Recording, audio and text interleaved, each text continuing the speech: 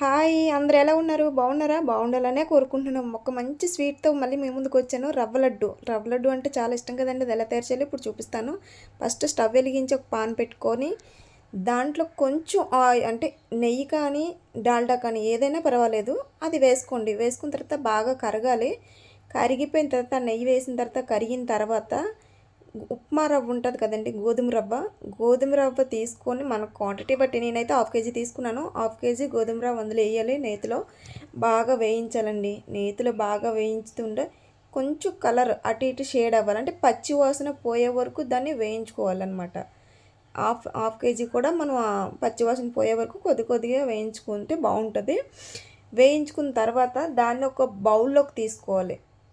దాన్ని ఒక బౌల్లోకి తీసుకున్న తర్వాత కొంచెం చల్లారుతుంది కదా, ఈలోపు మనం కొబ్బరికాయ గ్రైండ్ చేసి మిక్సీ చేసి పెట్టుకున్నాను నేనైతే. మీ దగ్గర కోరుకుంటే పర్వాలేదు, బాగుంటుంది.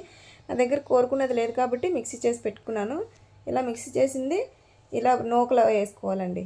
ఈ రవ్వలో వేసేసుకోవాలి. తర్వాత ఒక 2 కప్పులన్నర షుగర్ వేసుకున్నాను నేను. అంటే హాఫ్ కేజీ షుగర్ పడుతుందండి. మీ క్వాంటిటీ అయితే అలా తెలుస్తుంది. హాఫ్ కేజీ షుగర్ పడుతుంది. రెండు బాగా మిక్స్ చేయాలి. రెండు బాగా మిక్స్ చేసుకుందు అంటే పంచదార రవ్వ రెండు బాగా కలిసిపోవాలన్నమాట. ఈ నెయ్యిలోనే వేపింది కాబట్టి కొద్దిగా తడిగానే ఉంటుంది కాబట్టి ఈజీగా తొందరగా కలిసిపోతుంది. అది బాగా కలిపిన తర్వాత అందులో యాలకులు బాగా పొడి చేసి యాలకులు వేసుకోవాలండి, అంటే స్మెల్ బాగుంటుంది కదా.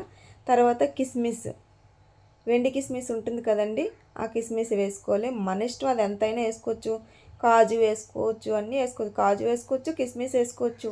మనకు నచ్చిన డ్రై ఫ్రూట్స్ ఏదైనా అందులో వేసుకోవచ్చండి. అంటే టేస్టీ బాగుంటుంది, కలర్ఫుల్గా చూడడానికి కూడా బాగుంటుంది. తర్వాత దాంట్లో ఒక 2-3 స్పూన్లు కొంచెం పాలు వేసుకోండి. ఎందుకంటే చుట్టాలంటే అవ్వాలి కదా, కొంచెం తడిగా ఉండాలి కాబట్టి పాలు వేసుకొని ఈ మొత్తం అన్నీ ఇంగ్రీడియంట్స్ కలిపి బాగా కలుపుకొని ఇలా పెట్టుకోవాలండి.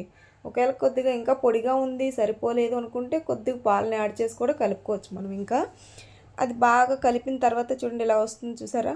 ఇలా వస్తుంది. తర్వాత దాన్ని ఉండలు చేసుకొని ఇలా వస్తుంది, ఇలా తీసుకోవడమే. చాలా టేస్ట్. మరి ఇంకెందుకు ఆలస్యం, ట్రై చేయండి. ట్రై చేసి లైక్ కొట్టి షేర్ చేయడానికి మర్చిపోకండి.